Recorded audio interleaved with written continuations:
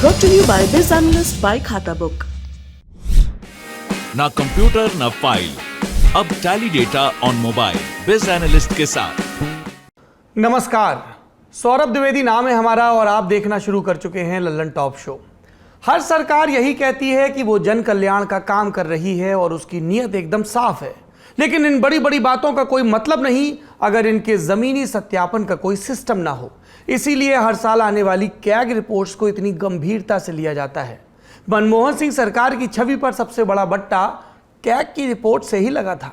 अब फिर CAG reports हमारे सामने हैं, जिनमें आधार से लेकर भारत की आयुध निर्माणियों यानी ऑर्डिनेंस फैक्ट्रीज को लेकर भी प्रश्न उठाए गए हैं। इन सब की बात करेंगे आज दिन की बड़ी खबर में। बजट सत्र के आखिरी दिन क्या हुआ ये भी बताएंगे, लेकिन सबसे पहले देखिए दिन का वीडियो। इसी पे हम कुछ अपना कर देंगे, फिर हम भी चले जाएंगे, काम हो जाएगा, हम भी ना हम रहेंगे तो इस तरह से हमारे थॉट्स को बहुत से एंगल से हम सोच रहे थे जस्टिफाई करने का कि ऐसा भी है कि हाँ भाई देखो CNRC भी कर रहे हैं तो गलत हो रहा है ना। हमारे साथ जो गलत हुआ वो तो ड्राइविंग फैक्टर है ही, उसको मैं दिमाग में जस्टिफिकेशन उसके मतलब कोई काम होने से पहले आदमी जस्टिफिकेशन भी तो बनाता है। मुर्तजा अहमद अब्बासी गोरखनाथ मंदिर में हुए हमले का आरोपी वीडियो में CAA NRC से नाराजगी की बात कह रहा है। कहता है मुसलमानों के साथ गलत हो रहा है, इसलिए मुझे लगा किसी को तो कुछ करना होगा। यह मूर्खतापूर्ण तर्क है। हिंसा के जरिए किसी भी किस्म की नाराजगी के खिलाफ प्रकट करना अपने भाव को, क्योंकि इस तरह की हरकतें एक लोकतंत्र में स्वीकार्य नहीं है। वीडियो पुलिस की कस्टडी के अंदर का मालूम होता है। कोई व्यक्ति उसे सहज कर उसके मन की बात निकलवाने की कोशिश कर रहा है। चूंकि मामला सीधे मुख्यमंत्री योगी आदित्यनाथ के मठ से जुड़ा है, तो यूपी STF बड़ी सघनता से जांच में जुटी है। पुलिस की तरफ से इसे बड़ी साजिश का हिस्सा बताया जा रहा है। कल पुलिस ने उसके घर पर छापेमारी की। घर से एयरगन बरामद हुई। पुलिस का दावा है कि वो खुले में छत पर एयरगन से निशानेबाजी सीख रहा था। हालांकि परिवार के लोगों का कहना है कि मुर्तजा मानसिक तौर पर ठीक नहीं है। 90 दिनों के अंदर चार्जशीट दाखिल होगी और आखिरी फैसला तो कोर्ट करेगा। अब चलते हैं सुर्खियों की तरफ। पहली सुर्खी संसद से है। संसद के बजट सत्र का दूसरा चरण आज तय समय से पहले ही खत्म कर दिया गया। अनिश्चित काल के लिए संसद स्थगित हो गई। तय कार्यक्रम के मुताबिक संसद 8 अप्रैल तक चलनी थी, लेकिन संसदीय अधिकारियों की तरफ से कहा गया कि तय एजेंडे के मुताबिक जरूरी विधेयक पास हो चुके हैं, इसलिए सत्र को यहीं पर खत्म किया जाता है। विपक्षियों ने आरोप लगाया कि सरकार जरूरी मुद्दों पर चर्चा से भाग रही है। सदन के स्थगन के बाद लोकसभा अध्यक्ष ओम बिरला के कक्ष में कई पार्टियों के बड़े नेता भी मिलने पहुंचे। तस्वीरें भी आई। एक तस्वीर की खूब चर्चा भी हुई, जिसमें कई दिनों बाद प्रधानमंत्री नरेंद्र मोदी और कांग्रेस की कार्यकारी अध्यक्ष सोनिया गांधी एक ही फ्रेम में नजर आए। सपा संरक्षक मुलायम सिंह यादव और नेशनल कॉन्फ्रेंस के मुखिया फारूक अब्दुल्ला भी मुलाकात करने पहुंचे। इस सत्र में कुल 27 बैठकें हुई, जो करीब 177 घंटे 50 मिनट चली। कुल 13 विधेयक पारित किए गए। सत्र में सभा ने 40 घंटे तक बैठकर महत्वपूर्ण विषयों पर संवाद किया। कुछ तीखी नोकझोंक भी दिखी, लेकिन कमोबेश सत्र शांति से चला। इस दौरान सरकार की तरफ से 182 सवालों के मौखिक जवाब दिए गए। मतलब प्रश्नकाल में प्रतिदिन औसतन 8 सवाल मौखिक लिए गए। बाकी आप संसद के सत्र में क्या हासिल रहा, इसके बारे में विस्तार से जानना चाहें तो शनिवार के रोज प्रकाशित होने वाला हमारा वीकली पॉलिटिकल शो नेता नगरी जरूर देखें। अब बढ़ते हैं दूसरी सुर्खी की तरफ। गर्मजोशी से फारूक अब्दुल्ला की प्रधानमंत्री मोदी से मुलाकात पर चर्चा हुई, तो एक सुर्खी उनके बेटे उमर अब्दुल्ला ने भी बनाई। ईडी यानी प्रवर्तन निदेशालय ने आज जम्मू कश्मीर बैंक घोटाला मामले में उमर से पूछताछ की। आरोप है कि बैंक घोटाले में जम्मू एंड कश्मीर बैंक के डायरेक्टरों ने फर्जी लोन के जरिए कथित तौर पर बड़ी राशि का लेन देन किया। हाल ही में जम्मू कश्मीर बैंक के पूर्व निदेशक निहाल गरवारे को गिरफ्तार किया गया था। ईडी ने पूछताछ से पहले बयान भी जारी किया। उमर अब्दुल्ला के खिलाफ जो आरोप हैं वो राजनीतिक प्रकृति के हैं। हमें उम्मीद है कि वो जांच में सहयोग करेंगे अगर उनकी तरफ से कोई गलत काम नहीं किया गया है, ये ईडी की तरफ से कहा गया। 2019 में CID और CIK यानी काउंटर इंटेलिजेंस कश्मीर ने श्रीनगर में मनी लॉन्ड्रिंग मामले में बैंक के अधिकारियों के खिलाफ FIR दर्ज की थी। बाद में ईडी ने मामले की जांच अपने हाथ में ली। आरोप है कि कई बैंक खातों का कथित तौर पर लोक सेवकों के साथ साथ कुछ निजी पार्टियों को पैसे भेजने के लिए इस्तेमाल किया गया था। पूछताछ के बाद उमर अब्दुल्ला की पार्टी की तरफ से भी बयान आया। कहा गया कोई भी राजनीतिक पार्टी अगर भाजपा के खिलाफ खड़ी होती है तो उसके पीछे ईडी, सीबीआई, एनआईए और एनसीबी का इस्तेमाल किया जाता है। रमजान का महीना चल रहा है, इसके बाद भी उन्होंने पूछताछ की तारीख आगे बढ़ाने की कोशिश नहीं की। केंद्र सरकार को जांच एजेंसियों का गलत इस्तेमाल करने की आदत पड़ गई है, ये उनकी तरफ से कहा गया। तीसरी सुर्खी महंगाई के मोर्चे से। पेट्रोल डीजल के दाम हर रोज बढ़ना आम बात हो गई है। आज की सुर्खी यह है कि पेट्रोल और डीजल के दाम नहीं बढ़े तो वो क्या है जिस खबर की आदत हो जाए, वो ना आए तो भी खबर होती है। पब्लिक ने राहत की सांस ली ही थी कि गले में अटक गई। तेल नहीं बढ़ा तो सीएनजी के दाम में फिर से 2.5 रुपए का इजाफा हो गया। पिछले 4 दिनों का कुल जोड़ करें तो 7.5 रुपए सीएनजी महंगी हो चुकी है। पेट्रोल डीजल वालों को सीएनजी वाले उनसे मौज लेते थे। आज स्थिति ये हो गई कि देश के कई शहरों में सीएनजी 80 रुपए के पार चली गई। एक जमाने में यही पेट्रोल डीजल का रेट हुआ करता था, लेकिन यह जमाना कब का बीत चुका है। विपक्ष ने महंगाई पर संसद में चर्चा की बहुत कोशिश की, नोकझोंक भी हुई। समय से पहले स्थगित हुई संसद के सत्र में समय की कमी का हवाला दिया गया। अंतोगत्वा चर्चा नहीं हो पाई। विपक्ष धर्म निभाते हुए लिहाजा आज कांग्रेस सड़कों पर उतरी। देश भर में प्रदर्शन हुए, नारेबाजी हुई, कहीं कहीं पुतले भी फूके गए। कांग्रेस के अलावा विपक्ष के कई और नेताओं ने भी सरकार को इस मुद्दे पर घेरा। सुनिए आम आदमी पार्टी के सांसद संजय सिंह ने क्या कहा। देखिए, मुझे ये लगता है कि इस देश की जनता ने ऐसे लोगों के हाथ में देश की सत्ता दे दी जिनका उनकी जिंदगी के जुड़े मुद्दों से कोई लेना देना नहीं। 105 रुपए में डीजल बिक रहा है, 97 रुपए में 105 रुपए में पेट्रोल बिक रहा है, 97 रुपए में डीजल का दाम हो गया। हर दिन स्लो पॉइजन देते हैं, सुबह उठिए 80 पैसे बढ़ गया, 80 पैसे बढ़ गया। तो इसका मतलब कि महंगाई अगर कंट्रोल कराना है आपको भारतीय जनता पार्टी की सरकार से, मोदी जी से, तो इनको चुनाव में हराना पड़ेगा। अगर ये चुनाव जीतते जाएंगे तो इनके मन में अहंकार रहेगा। आज आप देखिए, किसी चीज से मतलब नहीं, ना महंगाई पे बात करते हैं, ना एजुकेशन पे बात करते हैं, ना हेल्थ पे बात करते हैं, ना आम आदमी की ना किसानों के आमदनी दोगुना करने पर बात करते हैं। कोई मतलब ही नहीं है। विपक्ष के आरोपों के बीच जवाब सरकार की तरफ से भी आया। सुनिए केंद्रीय मंत्री अर्जुन राम मेघवाल ने क्या कहा। हर तरह से महंगाई पे चर्चा की और हमारी तरफ से वित्त मंत्री जी ने जवाब दिया महंगाई पे, पेट्रोलियम मंत्री ने जवाब दिया महंगाई पे और विदेश मंत्री जी ने जवाब दिया महंगाई पे। इतनी ज्यादा चर्चा हुई, इतनी ज्यादा रिप्लाई हुई महंगाई पे, लेकिन वो सेटिस्फाइड नहीं है। फिर भी नहीं, वो तो मेरे ख्याल में सरकार के किसी भी काम से सेटिस्फाई नहीं होंगे। कर्नाटक से जुड़ी खबरों से हम लगातार आपको अपडेट करते रहते हैं। हिजाब, हलाल और मुस्लिम दुकानदारों के बायकॉट के विवाद के बाद अब जो सुर्खी है वो अजान के लाउडस्पीकर विवाद से जुड़ी है। पिछले दिनों कुछ अतिवादी हिंदू संगठनों की तरफ से मस्जिदों में लाउडस्पीकर पर बैन की मांग उठी। सूबे की बीजेपी सरकार भी इस पर हरकत में आई। कर्नाटक सरकार ने मस्जिदों को नोटिस जारी किया है। अब मस्जिदों में साउंड नापने की मशीन लगाने की तैयारी हो रही है। अकेले बेंगलुरु पुलिस ने ही 300 से ज्यादा मस्जिदों, मंदिरों, पब और बार को नोटिस दिया, जिनमें सबसे ज्यादा 125 मस्जिद हैं। कर्नाटक के पंचायती राज मंत्री के.एस. ईश्वरप्पा ने इस पर कहा कि मैं सुनता आ रहा हूं कि लाउड स्पीकरों पर होने वाली अजान से छात्रों को दिक्कत होती है। इस समुदाय के लोग लंबे अरसे से इस परंपरा को मनाते आ रहे हैं। ये एक ऐसा मुद्दा है जो उन्हें अपने बच्चों की पढ़ाई से भी जोड़ता है, क्योंकि उनकी पढ़ाई प्रभावित हो सकती है। विपक्ष ने क्या कहा, आरोप लगाया कि अगले साल होने वाले चुनाव के लिए बीजेपी ध्रुवीकरण को धार दे रही है। सुनिए। The Karnataka, what the government has created and how the Congress also react. On this issue, Kumaraswamy is taken war path against both BJP and Congress, but BJP is only normal issue. In Bharatiya Janata Party, every day created the restlessness for the Muslim community. Hindu मुस्लिम, मंदिर मस्जिद, अजान, हिजाब, हलाल, पाकिस्तान, यही सब उनके लिए मुद्दे हैं। उनके मुद्दे रियल इश्यूज ने, रियल इश्यूज पे बहस ही नहीं करना चाहते, एक तरफा अपना भाषण देके निकल लेना चाहते हैं। कभी नींद में खलल की दलील के साथ तो कभी किसी और बात पर मस्जिद में लाउडस्पीकर बैन की मांग समय समय पर उठती रहती है। इस बार बात कहां तक जाएगी वक्त बताएगा। समर्थक ये भी कहेंगे कि नोटिस और ये जो साउंड नापने का जतन है ये सिर्फ मस्जिदों तक सीमित नहीं है, तो कानून की दृष्टि में सब बराबर हैं। लल्लन टॉप का क्या मानना है कि ध्वनि को लेकर जो नियम बने वो सबके लिए बना दिए जाएं, एक ही बार में बना दिए जाएं और समान भाव से लागू कर दिए जाएं, ताकि किसी की नींद खराब ना हो और किसी की नींद में किसी भी तरह का खलल भी ना पड़े।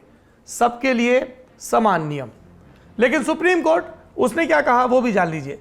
सुप्रीम कोर्ट ने लाउड स्पीकर बजाने के मानक तय कर रखे हैं, अब से नहीं, काफी पहले से। 2005 में एक फैसले में सर्वोच्च अदालत ने रात 10 बजे से सुबह के 6 बजे पब्लिक प्लेस पर लाउड स्पीकर को बैन किया था। पर आप ईमानदारी से बताइए, आपके आसपास इस नियम का पालन होता है क्या? तत्कालीन चीफ जस्टिस आर.सी. लाहोटी और जस्टिस अशोक भान ने राज्यों को भी तब यह अधिकार दिया था कि वो अपनी तरफ से त्योहारों और उत्सवों पर मध्य रात्रि में भी लाउड स्पीकरों की अनुमति दे सकते हैं, यानी रिलैक्सेशन दे सकते हैं परंपराओं के हिसाब से, जरूरतों के हिसाब से। पर सब कुछ अब राज्य पर निर्भर करता है। अब कर्नाटक देखिए क्या करता है। आखिरी सुर्खी आंध्र प्रदेश से है। आंध्र प्रदेश में जगनमोहन रेड्डी के नेतृत्व वाली सरकार के सभी 24 कैबिनेट मंत्रियों ने अपने पद से इस्तीफा दे दिया है। बताया जा रहा है कि 11 अप्रैल को मुख्यमंत्री जगनमोहन रेड्डी फिर से कैबिनेट का गठन करना चाहते हैं, इसीलिए सभी मौजूदा मंत्रियों का इस्तीफा ले लिया गया। उनकी जगह नए लोगों को कैबिनेट में जगह दी जाएगी। हमने पिछले दिनों गुजरात में भी ऐसा प्रयोग देखा था भाजपा के द्वारा। ये थी सुर्खियां। अब चलते हैं दिन की बड़ी खबर की तरफ। सीएजी कैग यानी नियंत्रक एवं महालेखा परीक्षक, इसकी वेबसाइट पर साफ लिखा है कि किसी लोकतंत्र में जिनके पास शक्तियां और जिम्मेदारियां होती हैं उन्हें उत्तरदायी होना चाहिए, और इसी मकसद से भारत के संविधान में न्यायपालिका, विजिलेंस संस्थान, सुप्रीम ऑडिट इंस्टीट्यूशन यानी साई का प्रावधान है। एसएआई बनता है 2 संस्थानों से मिलकर, Indian audit and accounts department यानी IAAD और controller and auditor general of India यानी कि कैग। संविधान के अनुच्छेद 149 से 151 के तहत कैग को शक्तियां मिलती हैं। क्योंकि कैग का निष्पक्ष रहना जरूरी है, इसीलिए उन्हें पद से हटाने की प्रक्रिया भी लगभग उतनी ही जटिल है जितना कि महाभियोग, और कैग रिटायर होने के बाद कोई दूसरा पद भी नहीं ले सकते। फिलहाल भारत के कैग हैं यानी कंट्रोलर एंड ऑडिटर जनरल हैं गिरीश चंद्र मुर्मू।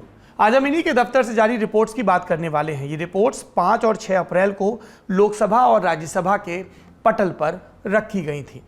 हम सबसे पहले बात करेंगे आधार की, वो कागज जिसके बारे में कहा तो जाता है कि यह ऐच्छिक है, लेकिन उसके बिना आप गुजारा कर लें तो यह किसी चमत्कार से कम नहीं होगा।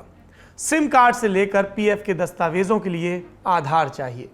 आधार की आलोचना में कहा गया कि सरकार इसके लिए बहुत ज्यादा जानकारी इकट्ठा कर रही है। इसके चलते अगर डेटाबेस गलत हाथों में पड़ जाए तो मुसीबत आ सकती है, यह तर्क दिया गया।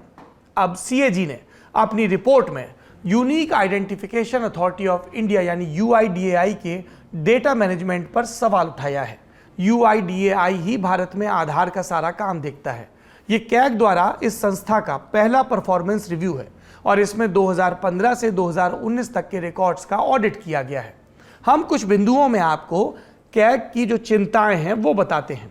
UIDAI ने ऐसा कोई सिस्टम तैयार नहीं किया है जिसके तहत आधार कार्ड के लिए आए आवेदन की जानकारी कंफर्म की जा सके। इसका मतलब यह हुआ कि वो लोग भी आधार कार्ड बना सकते हैं जो पात्र नहीं। 10 साल बाद भी कुछ मामलों में आधार कार्ड धारकों का डेटा आधार नंबर से नहीं मिलाया गया है। ये दूसरा बिंदु था। इतना बड़ा बायोमेट्रिक डेटाबेस होने के बावजूद UIDAI के पास आर्काइविंग पॉलिसी नहीं है।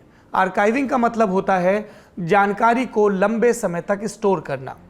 सीएजी ने कहा है कि आर्काइविंग को स्टोरेज मैनेजमेंट की दुनिया में बेहद आवश्यक बेस्ट प्रैक्टिस माना जाता है।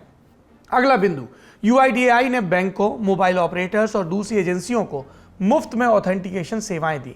ये UIDAI की ही नीति के खिलाफ था और इससे सरकारी खजाने का नुकसान हुआ। ऑथेंटिकेशन सेवाओं से मतलब एक तरह का वेरिफिकेशन मान लीजिए। आपने सिम खरीदने के लिए आधार नंबर दिया।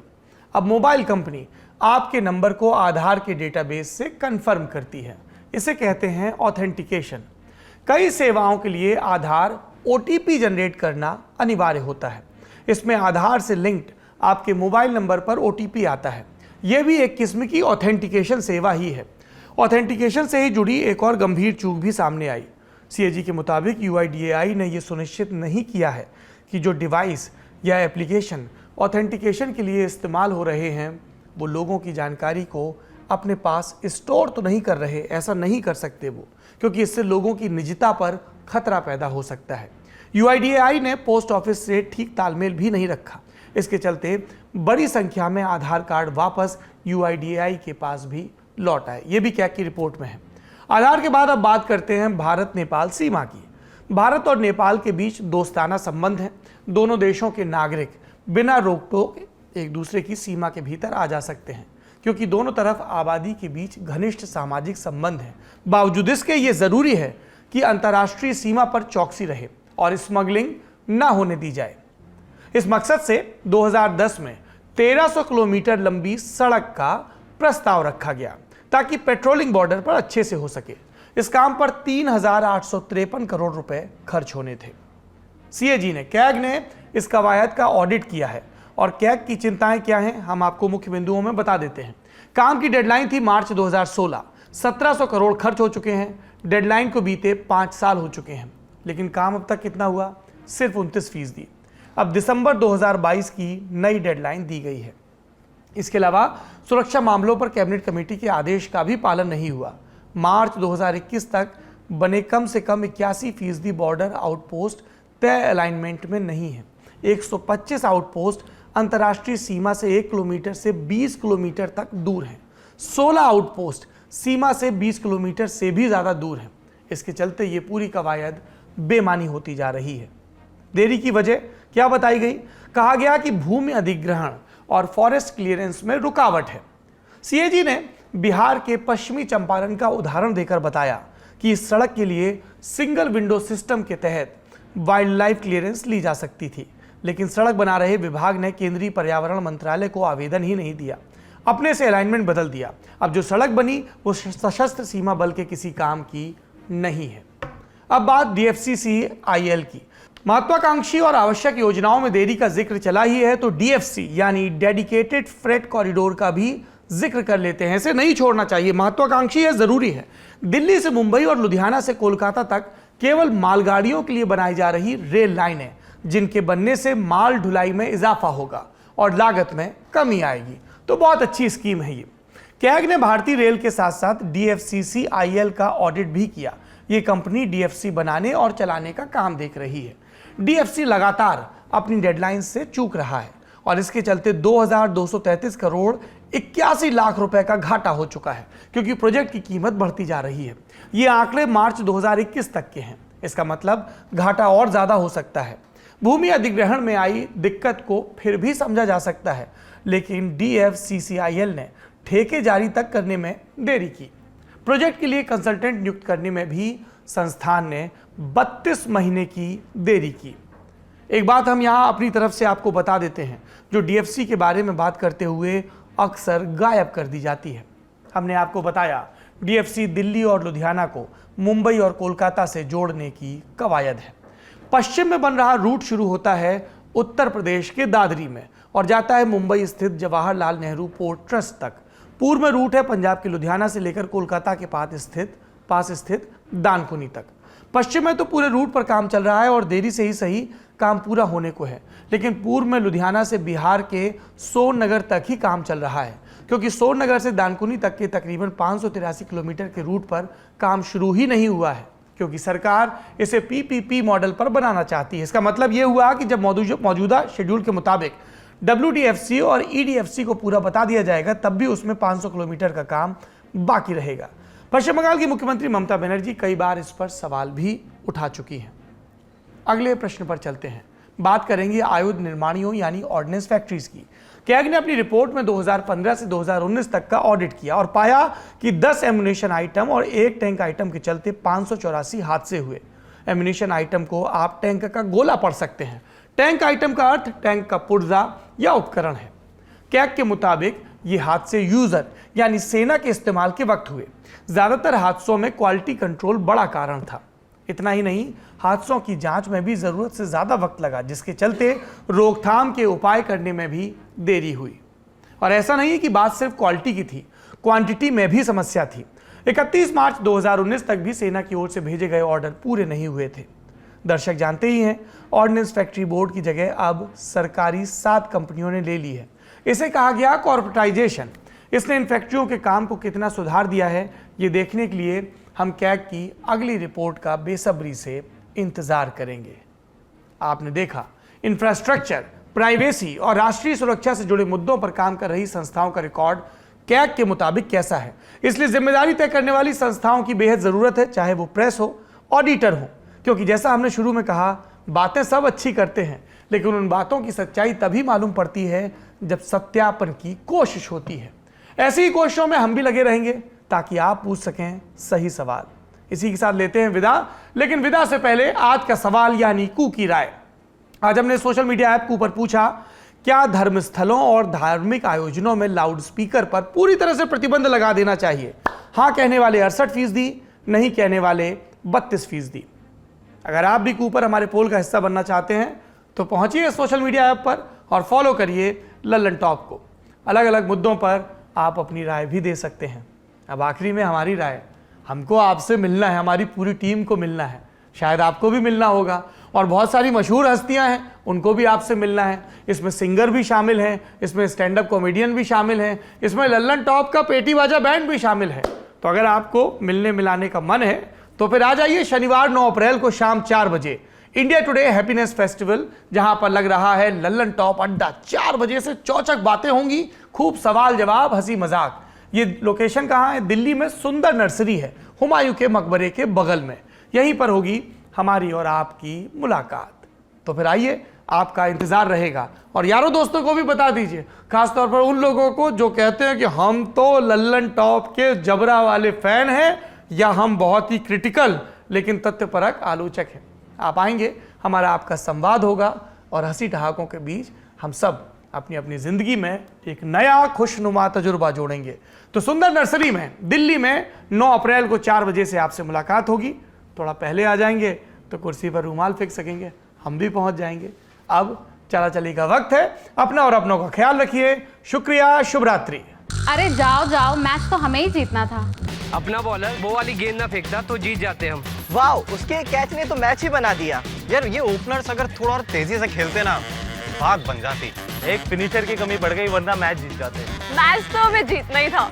आप भी हैं लल्लन टॉप क्रिकेट एक्सपर्ट? घर बैठे जुड़िए हमारे IPL लाइव शो बमचक में हर रोज मैच के बाद।